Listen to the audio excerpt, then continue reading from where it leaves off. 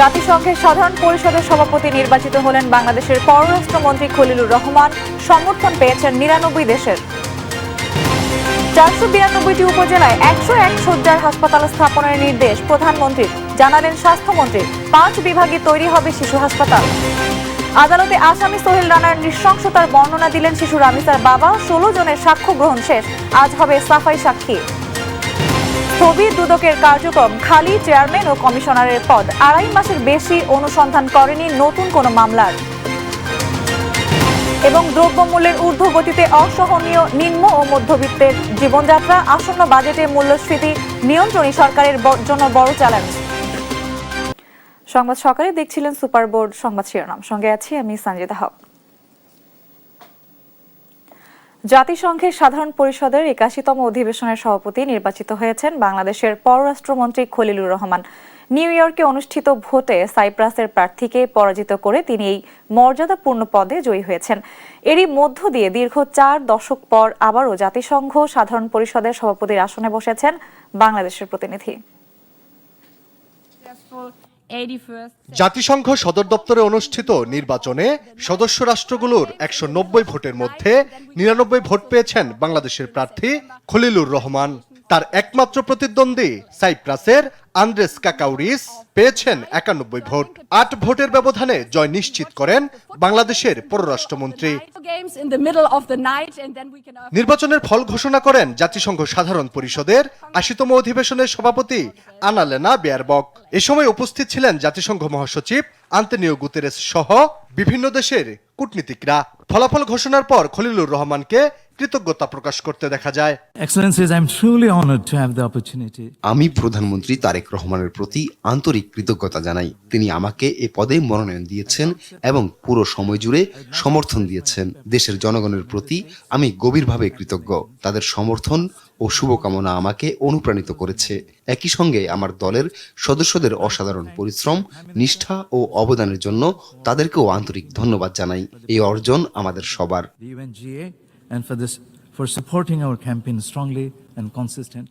এ জয়ের মধ্য দিয়ে দ্বিতীয়বারের মতো জাতিসংঘ সাধারণ পরিষদের সভাপতি পদে নির্বাচিত হলেন বাংলাদেশের প্রতিনিধি। এর আগে ১৯৮৬ সালে সাধারণ পরিষদের ৪১তম অধিবেশনের সভাপতি হিসেবে দায়িত্ব পালন করেছিলেন বাংলাদেশের সাবেক পররাষ্ট্রমন্ত্রী হুমায়ুন রশিদ চৌধুরী। ৪ দশক পর আবারও সেই গৌরব ফিরিয়ে আনলো বাংলাদেশ। আঞ্চলিক পালাক্রম অনুযায়ী এবারে সভাপতি পদটি এশিয়া প্রশান্ত মহাসাগরীয় গ্রুপের জন্য নির্ধারিত ছিল। আগামী ৮ সেপ্টেম্বর শুরু হবে জাতিসংঘ সাধারণ পরিষদের ৮১তম অধিবেশন এবং ২২ সেপ্টেম্বর বিশ্ব নেতাদের অংশগ্রহণে শুরু হবে উচ্চ পর্যায়ের সাধারণ বিতর্ক। কূটনৈতিক বিশ্লেষকদের মতে এ বিজয় আন্তর্জাতিক অঙ্গনে বাংলাদেশের অবস্থানকে আরও শক্তিশালী করবে। একই সঙ্গে বৈশ্বিক বিভিন্ন ইস্যুতে বাংলাদেশের নেতৃত্ব ও অংশগ্রহণের নতুন সুযোগ তৈরি করবে। আলী আক্কাস, আকাশ, নিউজ ডেস্ক, দেশ টিভি। জাতিসংঘ সাধারণ পরিষদের ৮১তম অধিবেশনের সভাপতি নির্বাচিত হওয়ায় পররাষ্ট্রমন্ত্রী খলিলুর রহমানকে আন্তরিক অভিনন্দন জানিয়েছেন প্রধানমন্ত্রী তারেক রহমান। মঙ্গলবার নিজের ভেরিফাইড ফেসবুক ওয়ালে অভিনন্দন জানিয়ে পোস্ট করেন তিনি। এ সময় তিনি লেখেন, এই অর্জন বিশ্বমঞ্চে বাংলাদেশের ক্রমবর্ধমান অবদান এবং ভাবমূর্তিরই প্রতিফলন। প্রধানমন্ত্রী বিশ্বাসের সঙ্গে লিখেছেন, খলিলুর রহমান অত্যন্ত গৌরবের সাথে বাংলাদেশের প্রতিনিধিত্ব করবেন এবং বহুপাক্ষিক ও যৌথ চ্যালেঞ্জগুলো মোকাবেলায় পারস্পরিক যোগাযোগ, সংলাপ ও সহযোগিতা আরও জোরদার করবেন। নতুন এই দায়িত্বে তার সর্বাঙ্গীন সাফল্য কামনাও করেন তিনি। দেশের ৫০০ উপজেলার সকল হাসপাতাল ৫০ শয্যা থেকে ১০১ শয্যা বিশিষ্ট হাসপাতাল করা হবে বলে মন্তব্য করেছেন স্বাস্থ্যমন্ত্রী সরদার মোহাম্মদ সাখাওয়াত হোসেন। বুধবার সকালে সচিবালয় গণমাধ্যমকে তিনি এ তথ্য জানান। বলেন, প্রতিটি হাসপাতালে একজন পুরুষ ও একজন নারী ফিজিশিয়ান নিয়োগ দেওয়া হবে। ৫ বিভাগীয় সদরে ২০০ শয্যা বিশেষায়িত হাসপাতাল উদ্বোধন করা হবে, যেখানে আইসিইউ থাকবে এবং ডিসেম্বরের মধ্যেই তা উদ্বোধন করা হবে। তিনি আরও বলেন, চায়না বাংলাদেশের যৌথ উদ্যোগে আরও ৫টি বড় শহরে আধুনিক নকশায় নারীদের জন্য হাসপাতাল নির্মাণ করা হবে। দেশে একটি দুর্নীতিমুক্ত স্বাস্থ্য ব্যবস্থা গড়ে তোলা হবে বলেও জানান তিনি। সারা বাংলাদেশের সকল উপজেলায় 50 শয্যা থেকে 101 শয্যা বিশিষ্ট হাসপাতালে রূপান্তরিত করতে যাচ্ছি এবং লোকবল দিতে যাচ্ছি। 500 উপজেলার মধ্যে 8টি উপজেলায় 100 শয্যা বিশিষ্ট হাসপাতাল আছে। ওই 8টি বাদ দিয়ে 492টি উপজেলায় আমরা 50 শয্যা থেকে 101 শয্যা বিশিষ্ট হাসপাতালের কার্যক্রম নতুনভাবে করার জন্য আজকে থেকে শুরু করেছি। সংক্ষিপ্ত সময়ে শিশু রামিসা হত্যার বিচার কার্যক্রম শেষ হবে বলে জানিয়েছেন স্বরাষ্ট্রমন্ত্রী সালাউদ্দিন আহমদ। বলেন, রায় আদালতের হাতে। 8 দিন হাসপাতালে মারা যাওয়া 6 শিশুর ময়নাতদন্ত না হওয়ায় অপরাধ তদন্তে ব্যাঘাত ঘটবে বলেও জানান তিনি। মঙ্গলবার সচিবালয়ে জরুরি সংবাদ সম্মেলনে স্বরাষ্ট্রমন্ত্রী আরও জানান, মাদক ও জুয়া বন্ধে আইন সংশোধন হচ্ছে। ব্রিটিশ আমলের আইন দিয়ে বর্তমান সমাজের মরণব্যাধি মাদক ও জুয়ার বিরুদ্ধে কার্যকর পদক্ষেপ নেওয়া সম্ভব হচ্ছে না বলে অসহায়ত্ব প্রকাশ করেছেন স্বরাষ্ট্রমন্ত্রী সালাউদ্দিন আহমদ। মঙ্গলবার দুপুরে সচিবালয়ে স্বরাষ্ট্র মন্ত্রণালয়ে জরুরি সংবাদ সম্মেলনে তিনি জানান, মাদক কারবারিদের আইনের আওতায় আনার ক্ষেত্রে দুর্বলতার কথা। অনলাইন জুয়া, অফলাইন জুয়া, বেটিং এগুলো অনেকটা আন্তর্দেশীয় ক্রাইমের মতো হয়ে গিয়েছে। তো সেগুলো অ্যাড্রেস করার জন্য আধুনিক আইন দরকার। সেদিকে আমরা যাচ্ছি। এই আগামী সেশনে পার্লামেন্টের সেই আইনটা উত্থাপন করার চেষ্টা করব। তারপরে আমরা অর্গানাইজড ওয়েতে এগুলো অ্যাড্রেস করবো ইনশাআল্লাহ। এই জুয়ার সাথে মাদকও জড়িত এবং জুয়া এবং মাদকের সাথে অর্থ পাচারও জড়িত, মানি লন্ডারিংও জড়িত। এগুলো সব একসাথে করা হবে। সাংবাদিকদের প্রশ্নের জবাবে সালাউদ্দিন আহমদ বলেন, সবার প্রত্যাশা সংক্ষিপ্ত সময়ে শেষ হবে রামিসা হত্যার বিচার কাজ। আমাদের যেটা ফাংশন প্রসিকিউশন সাইড থেকে সেটা আমরা ফাংশন করতে পারি, বাকি আদালতের বিষয়। তবে আমরা চেষ্টা করব যাতে খুব দ্রুত সংক্ষিপ্ত সময়ের মধ্যে এই বিচারিক প্রক্রিয়াটা শেষ করতে পারি আমরা। এদিকে রাজধানীর 8 দিন হাসপাতালে 6 শিশুর রহস্যজনক মৃত্যুর পর সংবাদ সংগ্রহে যাওয়ায় সাংবাদিকদের উপর হামলার ঘটনায় ব্যবস্থা না নেওয়া প্রসঙ্গে প্রশ্নের জবাব এড়িয়ে যান স্বরাষ্ট্রমন্ত্রী। এ সময় মৃত শিশুদের ময়নাতদন্তের প্রয়োজনীয়তার কথা জানান তিনি। পোস্টমর্টম ছাড়া যদি কোনো মামলা হয়, বিচার কাজের এক পর্যায়ে এটার বেনিফিটটা আসামি পক্ষ পেয়ে থাকে। সীমান্তে পুশব্যাক মোকাবিলায় বিজিবি সতর্ক অবস্থায় আছে বলে জানান স্বরাষ্ট্রমন্ত্রী। আগামী 2 মাসের মধ্যে ঢাকার ট্রাফিক ব্যবস্থায় শৃঙ্খলা আরও উন্নতি হবে বলেও জানান তিনি। আর্টিফিশিয়াল ইন্টেলিজেন্স প্রয়োগ করে ট্রাফিক নিয়ন্ত্রণটা করতে সক্ষম হয়েছে এ পর্যন্ত। ফররুখ বাবু, দেশ টিভি, ঢাকা। বিগত 2.5 মাসের বেশি সময় ধরে দুর্নীতি রোধে নতুন করে একটিও মামলা অনুসন্ধান করতে পারেনি দেশের সবচেয়ে বড় দুর্নীতি বিরোধী সংস্থা দুর্নীতি দমন কমিশন দুদক। সংস্থাটির যেই কমিশন দুর্নীতি বিরোধী সিদ্ধান্ত গ্রহণ করবে, সেই কমিশন ছাড়াই অনেকটাই কার্যত স্থবির সময় অতিবাহিত করছে দুদক। নজরদারি সংস্থাটির বড় এই শূন্যতাকে শুধু প্রশাসনিক সমস্যা নয়, বরং বর্তমান সরকারের নির্বাচনী ইশতেহারে দুর্নীতির প্রতিরোধের সাথে সাংঘর্ষিক বলে মনে করছে transparency international Bangladesh TIB. Fazle আদিত্যর বিশেষ প্রতিবেদন। কমিশন না থাকায় বিগত 2.5 মাস ধরে আইনি অচলাবস্থায় রয়েছে রাষ্ট্রীয় একমাত্র দুর্নীতি বিরোধী সংস্থা দুর্নীতি দমন কমিশন দুদক। নতুন করে অনুসন্ধান শুরু করা, এজাহার বা মামলা দায়ের এবং তদন্ত শেষে আদালতে চার্জশিট বা অভিযোগপত্র দাখিলের মতো সব ধরনের মূল আইনি প্রক্রিয়া এখন সম্পূর্ণ বন্ধ। সংস্থাটির পরিসংখ্যান বলছে, দুদক গঠিত হওয়ার পর থেকে 7টি কমিশনের মধ্যে মাত্র 3টি পূর্ণ মেয়াদ শেষ করতে পেরেছে। বাকি 4 কমিশনই মেয়াদের আগেই পদত্যাগ করেছেন। অন্তর্বর্তী সরকারের সময় দুদকের দায়িত্বে আসা চেয়ারম্যান সহ পুরো কমিশন নতুন সরকার গঠিত হওয়ার পর গত 3 মার্চ পদত্যাগ করেন। এরপর নতুন কমিশন এখনো গঠন করেনি সরকার। নির্বাচিত সরকার আসার পর আমরা আমাদের 14তম দিনে আমরা পদত্যাগ করেছি। আমাদের পদত্যাগের বিশেষ কোনো কারণ নেই। আমরা অনুভব করেছি যে এই পরিবর্তনের পর নির্বাচিত যে সরকার, সেই সরকারেরও প্রত্যাশা রয়েছে। সরকার তার সেই প্রত্যাশা মিট আপ করার জন্য নিশ্চয়ই আমাদের চেয়ে অধিকতর যোগ্য কমিশন এখানে স্থাপন করবেন। দুদক আইন 2004 অনুযায়ী যে কোনো মামলার আইনি অনুমোদন দেওয়ার একচ্ছত্র এখতিয়ার কেবল 3 সদস্যের কমিশনের। চেয়ারম্যান ও কমিশনের অনুপস্থিতিতে মাঠ পর্যায়ে কর্মকর্তাদের এখন নতুন কোনো দুর্নীতির অভিযোগ খতিয়ে দেখার আইনি ক্ষমতা নেই। তাই নামমাত্র রুটিন ওয়ার্কেই চলছে রাষ্ট্রীয় সংস্থাটি। দুদক আইন অনুযায়ী 30 দিনের মধ্যে নতুন কমিশন নিয়োগের বাধ্যবাধকতা থাকলেও 70 দিনের বেশি পার হলেও এখনও গঠন করা হয়নি নতুন কমিশন, এমনকি সার্চ কমিটিও। দুদকের সাবেক মহাপরিচালক মইদুল ইসলাম বলছেন, রাজনৈতিক পট পরিবর্তনের সঙ্গে তাল মিলিয়ে বারবার নেতৃত্ব সংকটে পড়ছে সংস্থাটি। বিগত কমিশন কিছু কাজ করে রেখেছিল, যেগুলো অনুসন্ধানে গুরুত্বপূর্ণ অনুসন্ধান তদন্ত এগুলো আনা হয়েছিল, নেওয়া হয়েছিল, সেই কাজগুলো এগোবে না। সেইখানে যারা অনুসন্ধান তদন্ত ইত্যাদি করছে তারা তো এই কাজগুলোকে ত্বরান্বিত করবে না, তারাও এক ধরনের হতাশায় ভুগবে। শেষ কমিশন পদত্যাগের পরও এখনও দুদক কমিশন শূন্য হওয়া বর্তমান সরকারের নির্বাচনী ইশতেহারের সঙ্গে সাংঘর্ষিক বলে মনে করেন ট্রান্সপারেন্সি ইন্টারন্যাশনাল বাংলাদেশ টিআইবি।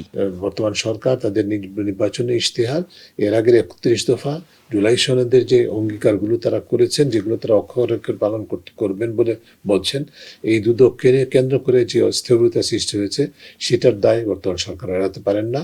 বিশেষ করে এই জন্য যে পদত্যাগের পর 2 মাসের বেশি সময় হয়ে গেছে, এখনো পর্যন্ত এই বিষয়ে কোনো সুনির্দিষ্ট পদক্ষেপ নেওয়া হয়েছে সেটাও জানা যাচ্ছে না। দ্রুততম সময়ে সার্চ কমিটির মাধ্যমে যোগ্য নেতৃত্ব নিয়োগ দেয়া না হলে এই স্থবিরতা দেশের পুরো প্রশাসনিক জবাবদিহিতা ও শাসন ব্যবস্থায় দীর্ঘমেয়াদী নেতিবাচক প্রভাব ফেলবে বলে মনে করেন বিশ্লেষকরা। ফজলে আদিত্য, দেশ টিভি, ঢাকা। বিশ্ববাজারে বছরে $20 বিলিয়ন পর্যন্ত রপ্তানির সম্ভাবনা রয়েছে দেশের চামড়া শিল্পে, অথচ সেই সম্ভাবনাময় খাত এখন ভুগছে ঋণ সংকটে। খেলাপি ঋণের বোঝা, অর্থায়নের ঘাটতি আর ব্যাংকগুলোর অনাগ্রহে কাঁচা চামড়া সংগ্রহ দেখা দিয়েছে সংকট। প্রায় 16,000 কোটি টাকা ঋণের বিপরীতে খেলাপি হয়েছে 2,000 কোটি টাকা, আর রাইট অফ হয়েছে আরও 800 কোটি টাকা। কেন্দ্রীয় ব্যাংকের মতে, চামড়া খাতে সুশাসন ও আস্থা ফিরলে ঋণের পরিমাণ 30,000 কোটি টাকা পর্যন্ত বাড়ানোর সুযোগ রয়েছে। শাহিনুল ইসলাম সাগরের বিশেষ প্রতিবেদন। একসময় তৈরি পোশাকের পর বৈদেশিক মুদ্রা আয়ের অন্যতম বড় উৎস হিসেবে বিবেচনা হতো চামড়া শিল্প। বর্তমানে ব্যবস্থাপনা সংকট, পরিবেশগত জটিলতা, আন্তর্জাতিক বাজার হারানো এবং ব্যাংক ঋণের সংকটে কঠিন সময় পার করছে রপ্তানিমুখী এ খাতটি। বাংলাদেশ ব্যাংকের তথ্য অনুযায়ী চামড়া খাতে বিতরণ করা ঋণের স্থিতি বর্তমানে প্রায় 16,000 কোটি টাকা। এর মধ্যে গত জুন পর্যন্ত প্রায় 2,000 কোটি টাকা খেলাপি ঋণে পরিণত হয়েছে। বছরের পর বছর এসব ঋণ আদায় না হওয়ায় চামড়া শিল্পের জন্য ঋণ প্রবাহ কমার চিত্র স্পষ্ট। যারা এই টাকাটা কাজে লাগাবে তারা ইতিপূর্বে টাকা গ্রহণ করে ঋণ ফেরত দেয়। যেহেতু জনগণের আমানত, বাংলাদেশ ব্যাংক ইচ্ছা করলেই সেটা যথেষ্ট ব্যবহার করার জন্য দিতে পারবে। পরিস্থিতি আরও জটিল করেছে রাইট অফ হওয়া ঋণ। ব্যাংকগুলো আদায় করতে না পেরে প্রায় 800 কোটি টাকার ঋণ রাইট অফ করেছে। খেলাপি ঋণ কমাতে কেন্দ্রীয় ব্যাংক মাত্র 2% ডাউন পেমেন্ট দিয়ে পুনঃ তফসিলের বিশেষ সুযোগ দিলেও অনেক উদ্যোক্তা সে সুবিধা গ্রহণ করেননি। বাংলাদেশ ব্যাংক বলছে, ঋণ বিতরণে এখন ঝুঁকি মূল্যায়নকে সর্বোচ্চ গুরুত্ব দেওয়া হচ্ছে। গ্রাহকের অতীত ঋণ পরিশোধের ইতিহাস, ব্যাংকের সক্ষমতা এবং খাতভিত্তিক ঝুঁকি বিবেচনা করে ঋণ অনুমোদন করা হচ্ছে। প্রতিষ্ঠানগুলি নিজেদের সক্ষমতা যদি বাড়াতে পারে তবেই তো তাতে ঋণ চাহিদা সৃষ্টি হবে, এবং ব্যাংক তখন তার খরচ থেকে বের হয়ে এসে যতটুকু বরাদ্দ রেখেছে তার চেয়ে অধিক ঋণ দিতে সমর্থ হবে এবং উৎসাহীও হবে। বাংলাদেশ ট্যানার্স অ্যাসোসিয়েশনের দাবি, পর্যাপ্ত নগদ অর্থের সংকট এবং ব্যাংক ঋণ না পাওয়ার কারণে এবার কোরবানির মৌসুমে কাঙ্ক্ষিত পরিমাণ চামড়া সংগ্রহ করা যায়নি। তাদের অভিযোগ, খাতের বড় অংশের ঋণ সুবিধা সীমিত কয়েকটি প্রতিষ্ঠানের মধ্যে কেন্দ্রীভূত হয়ে আছে। দুটো গ্রুপেরই লোন আছে 5,000 কোটি টাকা প্লাস। তো ওরা কিন্তু এমন না যে মানে আমাদের ট্যানারি স্টেটের ভিতরে বড় বড় ট্যানারি মালিক, কিন্তু তারা কিভাবে 4,000-5,000 কোটি টাকা লোন পেল, এটা আমাদেরও প্রশ্ন। কোন কায়দায় তাদেরকে লোন দেওয়া হয়েছে, এবং এই দুইটা পার্টি কিন্তু এখন ডিফল্টার। অন্যদিকে আন্তর্জাতিক বাজারেও প্রতিযোগিতা হারাচ্ছে চামড়া শিল্প। বিশেষজ্ঞদের মতে, সিইটিপি পুরোপুরি কার্যকর করা, প্রযুক্তিগত উন্নয়ন এবং আর্থিক সুশাসন নিশ্চিত করা গেলে চামড়া খাত আবারও ঘুরে দাঁড়াতে পারে।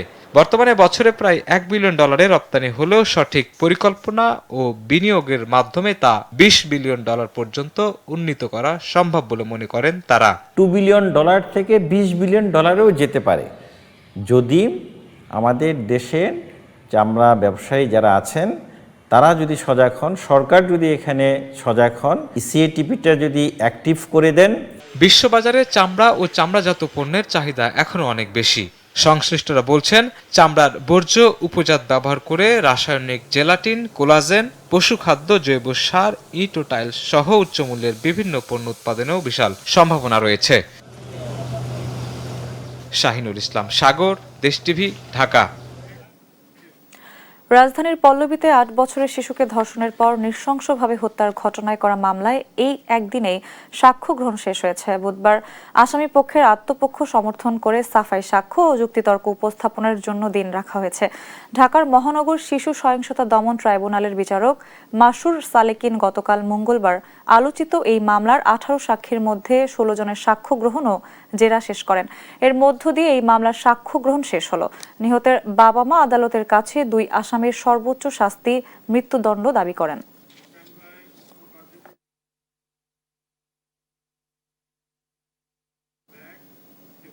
এবার 2026-27 অর্থ বছরের বাজেট বিশ্লেষণ।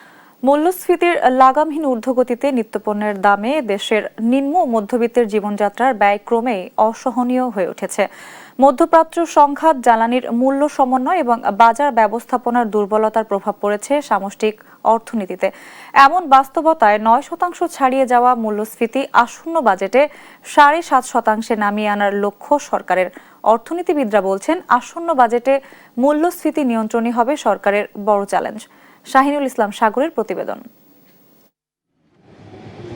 মধ্যপ্রাচ্যে যুদ্ধ পরিস্থিতি, জ্বালানির মূল্য বৃদ্ধি এবং সরবরাহ ব্যবস্থার চাপে দেশের বাজারে বেড়েছে প্রায় সব ধরনের নিত্যপণ্যের দাম। এতে চাপ পড়েছে মূল্যস্ফীতিতে। চলতি অর্থবছরের বাজেট প্রস্তাবে মূল্যস্ফীতি ধরা হয়েছিল 6.5%, তবে বাস্তবতায় তা বেড়ে সংশোধিত বাজেটে করা হয় 7%। একই সময়ে কমানো হয় জিডিপি প্রবৃদ্ধি লক্ষ্যমাত্রাও। অর্থবছরের শুরুতে মূল্যস্ফীতি 8% ঘরে থাকলেও গেল এপ্রিল মাসে তা ফের ছাড়িয়ে যায় 9%। এতে বেশি চাপে পড়েছে নিম্ন মধ্যবিত্ত পরিবার। ক্যাব বলছে, বৈশ্বিক বাস্তবতার পাশাপাশি বাজারে অসাধু ব্যবসায়ীদের কারসাজি পরিস্থিতিকে আরো জটিল করে তুলেছে। আমাদের দেশে কিন্তু নিত্যপণ্য যতটা না বাড়ার কথা তার চেয়েও বেশি বেড়ে যায় শুধুমাত্র আমাদের এক শ্রেণীর অসাধু ব্যবসায়ীদের কারসাজির কারণে। এবং মানুষের মধ্যেও একটা জিনিস আছে যেটা আমরা বলে থাকি আর কি, যে চ্যালেঞ্জিং বাইং যেটা থাকে, ক্রাইসিস বাইং যেটাকে বলি, প্রয়োজন নাই তারপর আমরা কিনি। আগামী অর্থ বছরে জিডিপির আকার ধরা হয়েছে 68,31,633 কোটি টাকা। সেই সঙ্গে মূল্যস্ফীতির লক্ষ্য নির্ধারণ করা হয়েছে 7.5% এবং প্রবৃদ্ধি ধরা হয়েছে 6.5%। এমন বাস্তবতায় আসন্ন বাজেটে মূল্যস্ফীতি নিয়ন্ত্রণকে সবচেয়ে চ্যালেঞ্জিং হিসেবে দেখছেন অর্থনীতিবিদরা। গত 4-5 বছরে মূল্যস্ফীতি কারণে মূল্যস্তর কিন্তু অনেক উপরে চলে গেছে। মূল্যস্ফীতির হার যদি আমি এখন 7%ও নিয়ে আসি, তো তাহলেও গত 3-4 বছরে আমার মূল্যস্তর তো অনেক উপরে চলে গেছে। সুতরাং মানুষকে সেইটা আমার নিশ্চিত করতে হবে। তো এইটা করতে গেলে একটা বড় উপাদান হলো আমার বিনিয়োগ। বিশেষজ্ঞরা বলছেন, বাজার ব্যবস্থাপনায় কঠোর নজরদারি, সরবরাহ সচল রাখা, আমদানি ব্যয় কমানোর পাশাপাশি কৃষি উৎপাদন খাতে বাড়াতে হবে নীতি সহায়তা। সেই সঙ্গে মুদ্রানীতির সঠিক প্রয়োগ এবং সরকারি ব্যয়ে শৃঙ্খলা ফেরানো জরুরি। তাহলে তো বাজারে যেহেতু সংকটটা সরবরাহের দিক থেকে, সরবরাহ যদি না বাড়ে আর আপনার বাজেটের ব্যয় বেড়ে যায়, তাহলে তো সামষ্টিক চাহিদা বৃদ্ধি পাবে এবং যেটা ঘটছে মূল্যস্ফীতি তার উপরে আরও এডিশনাল বৃদ্ধির একটা জায়গা তৈরি করবে। সেখানে সমস্যা আরও গভীর হয়ে যাচ্ছে। মূল্যস্ফীতি নিয়ন্ত্রণে কার্যকর উদ্যোগ নিতে না পারলে সাধারণ মানুষের জীবনযাত্রার ব্যয় আরও বাড়ার শঙ্কা অর্থনীতিবিদদের। শাহিনুল ইসলাম সাগর, দেশ টিভি, ঢাকা। অকেজো হয়ে পড়ে আছে 890 কোটি টাকা ব্যয়ে নির্মিত হবিগঞ্জের শাহজি বাজারে 100 মেগাওয়াট ক্ষমতা সম্পন্ন দেশের অন্যতম আধুনিক গ্যাস টারবাইন বিদ্যুৎ কেন্দ্র নির্মাণের প্রায় 1 দশক পরও বাণিজ্যিক উৎপাদনে যেতে পারেনি কেন্দ্রটি। বারবার যান্ত্রিক ত্রুটি আর দীর্ঘসূত্রতায় এই প্রকল্প এখন পরিণত হয়েছে অনিশ্চয়তার প্রতীকে। হবিগঞ্জের শাহজি বাজারে 1000 মেগাওয়াট ক্ষমতা সম্পন্ন এই বিদ্যুৎ কেন্দ্র নির্মাণের কাজ শুরু হয় 2017 সালে। বাংলাদেশ বিদ্যুৎ উন্নয়ন বোর্ডের অধীনে প্রকল্পটি বাস্তবায়ন করে চীনা প্রতিষ্ঠান চায়না ক্যামসি ইঞ্জিনিয়ারিং। চুক্তি অনুযায়ী 2020 সালের জুনে উৎপাদনে যাওয়ার কথা থাকলেও করোনা মহামারীর কারণে কাজ পিছিয়ে যায়। পরে 2021 সালে প্রথমবার চালু করা হলেও কিছুদিনের মধ্যেই ভেঙে যায় টারবাইনের গুরুত্বপূর্ণ ব্লেড। এরপর একাধিকবার মেরামত, যন্ত্রাংশ পরিবর্তন ও পরীক্ষা নিরীক্ষা চালানো হলেও মেলেনি সমস্যার স্থায়ী সমাধান। সর্বশেষ 2024 সালের ফেব্রুয়ারিতে আবারও উৎপাদনে যাওয়ার উদ্যোগ নেওয়া হয়, কিন্তু এপ্রিলে ফের টারবাইনের ব্লেড ভেঙে গেলে পুরো কেন্দ্রটি বন্ধ হয়ে যায়। গেল 6 বছরে কেন্দ্রটি চালু ছিল মাত্র 1610 ঘন্টা। আমাদের কন্ট্রাক্ট অনুযায়ী তারা এলডি আমরা যে সময় কমপ্লিশন হবে, কাজটা শেষ হবে, এলডি অনুযায়ী আমরা 10% তার কাছে এলডি কাটে রাখবো আর কি। এটা তো টেকনিক্যাল ফল্ট মেশিনের, এই কারণে আমরা যে ত্রিপাক্ষিক মিটিং করছি, আমরা এটা সলভ করার চেষ্টা করতেছি, কিন্তু এটা সলভ না হওয়া পর্যন্ত তো এটা প্ল্যানটা চালু করতে পারতেছি না, আর ইপিসির সাথে আমাদের দেনা পাওনাও কমপ্লিট করতে পারতেছি না। প্রকল্পের কাজ পুরোপুরি শেষ না হলেও ঠিকাদারি প্রতিষ্ঠানকে অধিকাংশ বিল পরিশোধ করা হয়েছে। পিডিবি যেহেতু ইনভেস্ট করে ফেলছে, পেমেন্ট তো 70% মতো পেমেন্ট হয়ে গেছে, সেই হিসাবে পিডিবি অবশ্যই এটা চালু করবে। চুক্তি বাতিল করলে আমাদের টাকা, যে টাকা সাশ্রয় হবে, সেই টাকা দিয়ে পিডিবি নিজস্ব উদ্যোগে। দেশের বিদ্যুৎ খাতে সম্ভাবনাময় এই প্রকল্প বারবার হোঁচট খেয়েছে যান্ত্রিক জটিলতায়। সব বাধা কাটিয়ে কেন্দ্রটি কবে জাতীয় গ্রিডে পূর্ণ সক্ষমতায় বিদ্যুৎ যোগ করবে, এখন সেটি বড় প্রশ্ন। তাসফিয়া ইসলাম, নিউজ ডেস্ক, দেশ টিভি। ঈদের ছুটি শেষ হলো, এখনো কর্মস্থলে ফিরছেন মানুষ। ফিরতি যাত্রার খবর জানাতে নেত্রকোনা থেকে সরাসরি যুক্ত হচ্ছেন সহকর্মী জিয়াউর রহমান। জিয়াউর, ফিরতি যাত্রায় মহাসড়কে যাত্রী ও গাড়ির চাপ কেমন দেখছেন? কোনো দুর্ভোগের খবর আছে কিনা জানাবেন। সঞ্জিদা, নেত্রকোনার যে বাস স্ট্যান্ডগুলো রয়েছে আমরা সেগুলোতে খোঁজ নিয়ে জেনেছি যে আসলে এই যে ঈদুল আজহার পরবর্তী সময়ে যারা কিনা নারীর টানে বাড়িতে ফিরেছিলেন সেসব যাত্রীরা কিন্তু ঢাকা, চট্টগ্রাম, সিলেট সহ দেশের বিভিন্ন জায়গায় যারা কর্মরত শ্রমিক আছেন, বিভিন্ন গার্মেন্টস কোম্পানিতে যারা চাকরি করেন, তারা কিন্তু তাদের স্ব কর্মস্থলে ফিরতে শুরু করেছেন। তো এরই মধ্যে কিন্তু ঈদ পরবর্তী আজকে প্রায় 6 দিন, এই 6 দিনে কিন্তু যাত্রীর চাপ বাস স্ট্যান্ডগুলোতে অনেকটাই কমে গেছে। আমি এখন যে জায়গাটিতে রয়েছি এটি হচ্ছে নেত্রকোনা জেলার একটি অন্যতম বাস স্টেশন। এখানে আপনার এই সড়ক দিয়ে কিন্তু প্রতিনিয়ত চট্টগ্রাম, সিলেট, কুমিল্লা এবং ঢাকার হাজারো যাত্রী কিন্তু যাতায়াত করেন। তো আমরা এখানকার যাত্রীদের সঙ্গে কথা বলেছি এবং বাস স্ট্যান্ড কর্তৃপক্ষের সঙ্গে কথা বলে জানতে পেরেছি যে আসলে এখন কিন্তু এখানে যাত্রীর যে চাপ, সেই চাপ খুব একটা নাই। যারা ঢাকায় কিংবা বিভিন্ন জায়গায় ফেরার কথা তারা কিন্তু মোটামুটি তারা চলে গেছেন, তারপরেও যারা বাকি ছিলেন তারা কিন্তু যাচ্ছেন। তো আমি এই বাস স্ট্যান্ডের যারা যাত্রী তাদের সঙ্গে কথা বলে জানতে পেরেছি যে এখানে আসলে কিন্তু যে তাদের যে দুর্ভোগের খুব একটা চিত্র নাই। আর কেউ কেউ আসলে অতিরিক্ত ভাড়ার অভিযোগ করলেও আমরা এখানে কথা বলে জানতে পেরেছি যে অতিরিক্ত ভাড়ার যে অভিযোগ সেটি সত্য নয়। তো এই ছিল সঞ্জিদা আমার কাছে নেত্রকোনার যে ঢাকায় ফেরা যাত্রীদের সর্বশেষ পরিস্থিতি।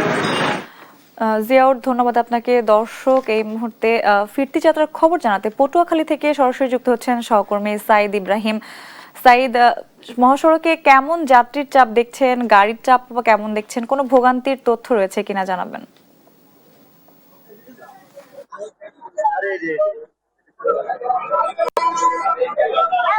ধন্যবাদ আপনাকে। নারীর টানে বাড়ি ফেরা এখন শুরু হয়েছে, আসলে কর্মের টানে কর্মস্থলে ফেরা।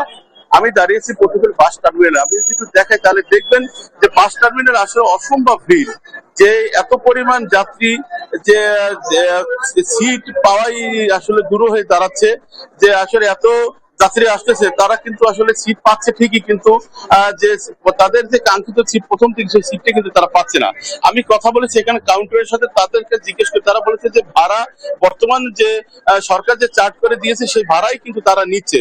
আর আমি কথা বলেছি এখানে যারা যাত্রী তাদের সাথে, তারা বলেছে যে ভাড়া তাদের ঠিক আছে, কিন্তু যে আমাদের যে সিট পাওয়া সেই সিটটা আমরা পাইনি। আমি এখানে একটু কথা বলবো এক যাত্রীর সাথে। আচ্ছা, আপনি তো টিকিট কেটেছেন, ভাড়া কি রকমের? ভাড়া একটু সামান্য বেশি, টিকিট পাওয়া যায় না, কালোবাজারের হাতে টিকিট প্রথম বলে নাই, পরে বাড়তি দিলে আসে। ধন্যবাদ। আপনি শুনলেন যে আসলে যে তাদের যে ভাড়া কাঙ্ক্ষিত সে ভাড়া ঠিক আছে, অত সামান্য কিছু হয়তো বেশি নিতে পারে, কিন্তু এছাড়া এর উল্টো চিত্র কিন্তু আসলে নৌপথে, পটুয়াখালী থেকে দুইটা পথই কিন্তু ঢাকা যাওয়ার একটি মাধ্যম, সেটা হলো সড়ক পথ এবং নৌপথ। নৌপথে আসলে বিকাল 5টা লঞ্চ চালে, পরের দিন সকাল 5টা কিংবা 6টা গিয়ে পড়ে, অথচ সেই নৌপথের লঞ্চ কিন্তু খালি যাচ্ছে। এর একটাই কারণ যে মানুষ অল্প সময়ে ঢাকাতে যেতে পারে, এবং প্রতি 1 ঘন্টা পর পর কিন্তু এই পটুয়াখালী থেকে ঢাকা এবং সারা দেশের উদ্দেশ্যে কিন্তু বিভিন্ন ধরনের যে বড় বড় যে বাস, সেই বাস চলাচল করে। এই ছিল পটুয়াখালী থেকে ঢাকার উদ্দেশ্যে যাত্রা নিয়ে আমার কাছে এখনকার মতো সর্বোচ্চ তথ্য। সাইদ, ধন্যবাদ আপনাকে। দর্শক, ঈদের ফিরতি যাত্রার খবর জানাতে পটুয়াখালী ও নেত্রকোনা থেকে যুক্ত ছিলেন সহকর্মীরা। এবার আইডিএলসি বাণিজ্য বার্তা।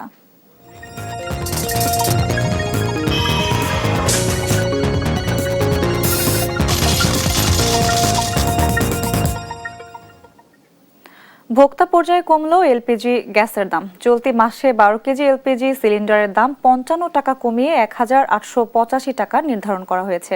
মঙ্গলবার বিকেলে দাম কমানোর নতুন ঘোষণা দেয় Bangladesh energy regulatory commission BERC. এদিন সন্ধ্যা 6টা থেকেই নতুন সিদ্ধান্ত কার্যকর হবে বলে জানিয়েছে সংস্থাটি।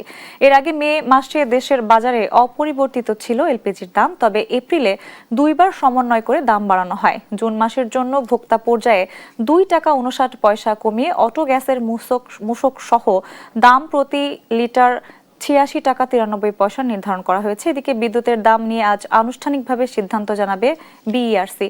এতে 20% পর্যন্ত বিদ্যুতের দাম বাড়তে পারে, যা চলতি মাসে কার্যকর হবে।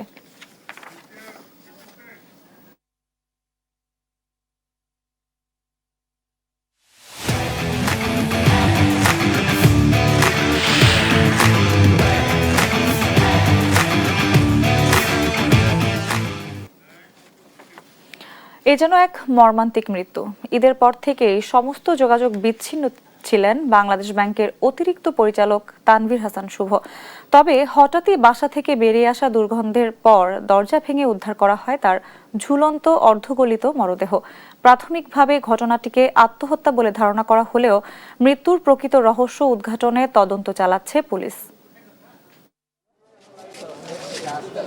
মঙ্গলবার রাতে রাজধানীর উত্তর মুগদার একটি বহুতল ভবনের 6 তলার একটি ফ্ল্যাট থেকে উদ্ধার করা হয় বাংলাদেশ ব্যাংকের অতিরিক্ত পরিচালক তানভীর হাসান শুভর অর্ধগলিত ঝুলন্ত মরদেহ। প্রতিবেশীরা জানান, ঈদুল আজহার পর থেকে যোগাযোগ বিচ্ছিন্ন ছিলেন শুভ। এরপর হঠাৎই গত কয়েকদিন ধরে তার ফ্ল্যাটের আশেপাশে ছড়াতে থাকে তীব্র দুর্গন্ধ। প্রতিবেশীদের বিষয়টি অস্বাভাবিক মনে হলে তারা পুলিশে খবর দেন। পুলিশ ঘটনাস্থলে পৌঁছে দরজা ভেঙে উদ্ধার করে শুভর অর্ধগলিত ঝুলন্ত মরদেহ। দরজা লাগানো ছিল, ঠিক আছে, পরে ওগুলা পুলিশ ভাঙছে, ভিডিও করছে, ভাঙার পরে দেখে এই অবস্থা, লাশ ঝুলে আছে, রক্তাক্ত পুরা ফ্লোর এবং লাশ গলে গলে পড়তেছে, এমন একটা অবস্থা। আশেপাশের মানুষ পচা গন্ধ পাইছে, ঠিক আছে, গন্ধ পাওয়ার পরে পুলিশ ইনফর্ম করছে, পুলিশ আসছে, আইসা জিনিসটা তদন্ত করছে, তদন্ত করার পরে জিনিসটারে মানুষ পাইছে আর কি। প্রতিবেশীদের মতে মৃত্যু হয়েছে কয়েকদিন আগেই, তবে মৃত্যুর প্রকৃত কারণ সম্পর্কে তারা অবগত নন। যখন আমি এসে লিফটে উঠছি তখন খুবই বিদ্যুটে গন্ধ, তো আমার ফ্যামিলি থেকে আমাকে উপরে যেতে দেয় নাই, তো নিচে এসে জাস্ট দেখা যে কি অবস্থা। মৃত্যুর বিষয়ে পুলিশকে শুভর পরিবার জানান, দীর্ঘদিন ধরে তীব্র মানসিক যন্ত্রণায় ভুগছিলেন তিনি। পরিবারের ভাষ্য যে তিনি দীর্ঘমাত্রায় হতাশাগ্রস্ত ছিলেন। প্রাথমিক তদন্তে পুলিশের ধারণা এটি আত্মহত্যা, তবে মৃত্যুর প্রকৃত কারণ জানতে অপেক্ষা করতে হবে ময়নাতদন্ত প্রতিবেদনের জন্য। এই বিষয়টি সুইসাইডাল ইনসিডেন্ট প্রতীয়মান হইলেও মৃত্যুর প্রকৃত কারণ নির্ণয়, প্রকৃত সময় নির্ণয়ের জন্য মৃত্যুদেহ ফরেনসিক পরীক্ষার জন্য ঢাকা মেডিকেল কলেজের মর্গে প্রেরণ করা হয়েছে। ময়নাতদন্তের জন্য শুভর মরদেহটি পাঠানো হয়েছে ঢাকা মেডিকেল কলেজ হাসপাতাল মর্গে। এই ঘটনায় শুভর পরিবার থেকে মুগদা থানায় একটি অপমৃত্যুর মামলা দায়ের করা হয়েছে। অঙ্কন চৌধুরী, নিউজ ডেস্ক, দেশ টিভি। গৃহহীন ও ভূমিহীন মানুষের মাথা গোঁজার ঠাঁই দিতে সরকারের আশ্রয় প্রকল্প, কিন্তু রাজশাহীর কিছু এলাকায় সেই সরকারি ঘরই বিক্রি হওয়ার অভিযোগ উঠেছে। বরাদ্দপ্রাপ্তদের কেউ ঘর ছেড়ে দিয়েছেন, কেউ আবার অন্যের কাছে হস্তান্তর করেছেন। যারা আছেন তাদেরও ভোগান্তির শেষ নেই। রাজশাহীর চারঘাট উপজেলার আশ্রয়ণ প্রকল্পের এই ঘরটি বরাদ্দ পান জসমত আলী। তিনি সেখানে থাকেন না, ঘরটি বিক্রি করে দিয়েছেন আঞ্জুরার কাছে। এই বিক্রির মধ্যস্থতা করেছেন হাবিবুর রহমান। তিনি ওই প্রকল্পের সভাপতি, যদিও ঘর বিক্রির মধ্যস্থতার অভিযোগ অস্বীকার করেছেন তিনি। বিষয়টা আমি কিছু জানিনি, না আমি বলতে পারবো না। জসমত থাকে না, কে থাকে ওইখানে? থাকে, হবে। আশ্রয় প্রকল্প ভূমিহীনদের জন্য হলেও বরাদ্দ পেয়েছেন অনেক স্বাবলম্বী ব্যক্তি। সরকারি ঘর বরাদ্দ নিয়েছেন, কিন্তু সেখানে থাকেন না অনেক পরিবার। রাজশাহীর সবগুলো আশ্রয় প্রকল্পের চিত্র এমনই। এরকম বিভিন্ন ধরনের আমি ঘর লিছি, আমার জমি আছে, জায়গা আছে, ঘর আছে, সব আছে, কিন্তু আমি ঘর লিছি। 24 সালে একটা তালিকা দিয়েছিলাম যে 17টা ঘর ছিল এরকম, যারা ঘরে আসা যাওয়া করতো না, ঘর পড়েছিল। বাইরের অন্য লোক এসে এখন ওই সেই ঘরে বসবাস করছে। হ্যাঁ এবার তো এরকম ঘর তো অনেক ফাঁকাই আছে, ওই পারও ফাঁকা আছে। হ্যাঁ একবার থাকেও না, এরকম অনেক মেলা ঘর তালা মারা আছে। যারা থাকেন তাদেরও সমস্যার অন্ত নেই সেখানে। ঘরে ফাটল ধরেছে, বৃষ্টি হলেই জমে থাকে পানি, আছে মাদক কেনাবেচার অভিযোগ। এখানে বৃষ্টি আসলে পানি জমা হয়, হাঁটা যায় না, বাচ্চা কাচ্চারা পানিতে নামলে তখন ধরে তো রাখা যায় না, তখন ওই ঘাটা বাহির হয়, অসুখ বিসুখ হয়। মানে ঘরগুলি এক কথাই যে মাঝখানে মানে নষ্ট হয়ে যাচ্ছে, মানে বসবাস করা খুব কষ্ট হচ্ছে। সমস্যা যে পিঁড়ির বিয়া সিমেন্ট উঠে যাচ্ছে, ওই পিলার খসি পড়ে গেছে। এই রাস্তাটাও ধরেন পানি হলে ডুবে একবারে লোড হয়ে থাকে। জেলা প্রশাসক বলছেন সরকারি আশ্রয়ণ প্রকল্পের ঘর বিক্রির সুযোগ নেই, এমনটা হলে আইনগত ব্যবস্থা নেওয়া হবে। যদি কোনো আপনার সড়ক বা রাস্তা না থাকে সেটা আমরা মেরামত করে দেব। আর এখানে বিক্রি করার কোনো সুযোগ নেই, এটি যার নামে দেওয়া হচ্ছে তিনিই থাকবেন, এটি হস্তান্তরের কোনো সুযোগ নেই। যদি কি করে থাকে সেটা আমরা আইনগত ব্যবস্থা গ্রহণ করি। গৃহহীনদের নিরাপদ আবাসন নিশ্চিত করতে দেয়া সরকারি ঘরই যদি টাকার বিনিময়ে হাত বদল হয়, তাহলে শুধু প্রকল্প নয়, প্রশ্ন উঠছে পুরো বরাদ্দ প্রক্রিয়া ও তদারকি ব্যবস্থার স্বচ্ছতা নিয়েও। কাজী শাহেদ, দেশ টিভি, রাজশাহী। 24 ঘন্টায় ময়মনসিংহ মেডিকেল কলেজ হাসপাতালে হাম উপসর্গ নিয়ে আরও এক শিশুর মৃত্যু হয়েছে। এছাড়া প্রতিদিন বাড়ছে নতুন রোগীর ভর্তির সংখ্যা। বুধবার সকালে হাসপাতালের সহকারী পরিচালক মোহাম্মদ মাইনুদ্দিন খান এই তথ্য নিশ্চিত করেছেন। এ নিয়ে হাসপাতালে 45 শিশুর মৃত্যু হয়েছে। এছাড়া 24 ঘন্টায় হামের উপসর্গ নিয়ে আরও 30 শিশু ভর্তি হয়েছে।